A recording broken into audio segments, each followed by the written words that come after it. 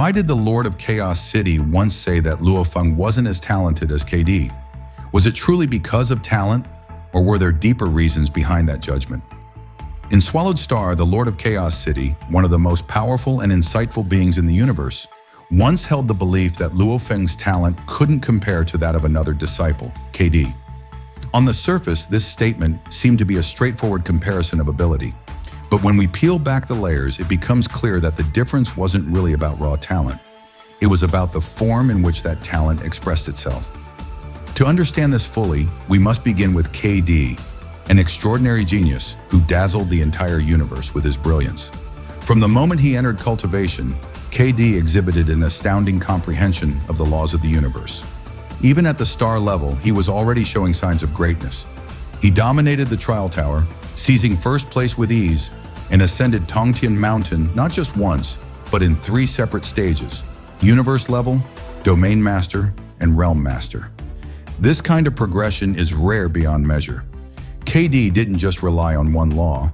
He mastered both the origin law of wind and the law of time, and, more impressively, he could combine the two seamlessly. His combat ability was terrifying.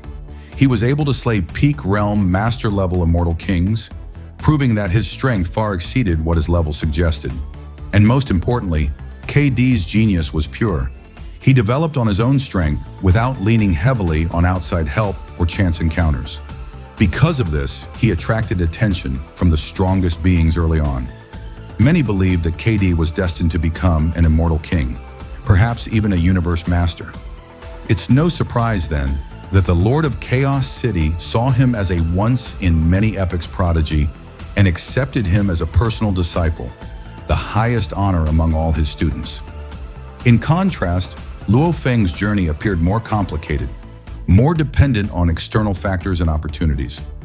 While Luo Feng was undoubtedly a genius in his own right, much of his growth seemed fueled by powerful resources, unique encounters, and even biological advantages. One of the most notable aspects of Luo Feng's path was his identity as a golden horn behemoth. This allowed him to boost his strength by swallowing metal, an innate trait of that race. While this gave him tremendous short-term power, the Lord of Chaos City saw it as a long-term obstacle. That's because the golden horn beast race finds it extremely difficult to break through the pronucleus after reaching adulthood. The more metal Luo Feng consumed, the denser and harder that pronucleus became, making future breakthroughs even more difficult. What looked like a shortcut could, in fact, become a roadblock. Moreover, Luo Feng's rise was aided significantly by others. His master, King Zhenyan, once spent a staggering 8 billion points to purchase the top-secret technique 7 Kills of the Beast God for Luo Feng. On top of that, Luo Feng obtained powerful inheritances from dangerous and ancient places like the Blood Luo World and the Demon Sound Mountain. All of these added a tremendous boost to his strength, but also gave the impression that his power was borrowed, not earned. Even in performance, Luo Feng's early displays didn't stand out. When he first attempted to cross Tongtian Bridge, he failed to pass even the first level while at the cosmic level. Later, he shocked the universe by passing the 13th level with his domain master level strength. But by that time, KD had already shown consistent brilliance across all phases.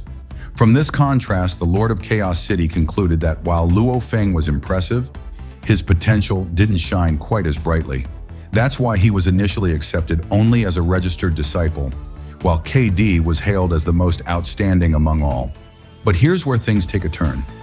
Because in reality, Luo Feng's talent was never inferior, it was simply different. Luo Feng was a spiritualist, a rare gift in the universe. Spiritualists possess a natural edge in cultivating spiritual force, understanding the laws and advancing their strength rapidly. This talent allowed Luo Feng to challenge enemies far above his level and accumulate high-level combat experience at an incredible pace. When he fused with the Golden Horn Behemoth, he gained not just raw power, but access to ancient innate secrets. Secrets that enabled him to cultivate multiple clones within his inner world, expanding his strength exponentially. His ability to fuse, evolve, and refine multiple bodies made his growth unique. Not reliant on a single path, but adaptable in multiple dimensions. Even more astonishing was Luo Feng's ability to evolve through crisis. He was the kind of person who grows most when cornered. Time and again, from the chaos on Earth to brutal confrontations across the cosmos, Luo Feng faced death head-on, and each time, he emerged stronger. His ability to survive and rise from life and death situations acted as a form of genetic tempering. In every challenge, his very being evolved. A prime example? His battle with the devouring beast. That conflict should have spelled his end. Instead, Luo Feng turned it into a breakthrough opportunity, emerging not only alive, but transformed. And while KD's brilliance burned brightly in the early chapters of the cosmic story, his journey ended too soon.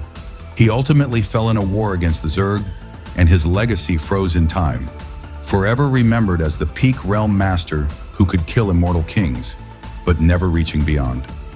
Luo Feng, on the other hand, never stopped climbing. From a humble beginning at the cosmic level, he reached the heights of immortal, then eternal true God, and eventually became the strongest existence in the vast cosmic sea. He traveled to the origin continent, an unimaginable feat, and even created his own unmatched secret techniques. By the end of his journey, Luo Feng's name was written across the stars. In hindsight, his potential didn't just match KD's, it surpassed it. Luo Feng's growth may have looked slower, messier, or more dependent on external tools in the beginning, but ultimately, he proved that his destiny wasn't shaped by gifts or resources alone. It was shaped by resilience, evolution, and the unbreakable will to become the strongest. And that is why today, Luo Feng is not remembered as the lesser genius, but as the true legend of the universe. Luo Feng's story is a testament to the fact that true greatness isn't always obvious from the beginning. Sometimes it's not about who shines the brightest early on, but who keeps pushing forward, evolving through every setback, and never giving up on the path ahead. If you enjoyed this deep dive into Swallowed Star and the untold side of Luo Feng's rise, make sure to like, subscribe, and turn on notifications so you never miss an episode. Got thoughts on KD, Luo Feng, or who you think had the greater potential? Drop your opinions in the comments. We'd love to hear what you think. Until next time, keep exploring the stars. The universe is vast, and so are the stories within it.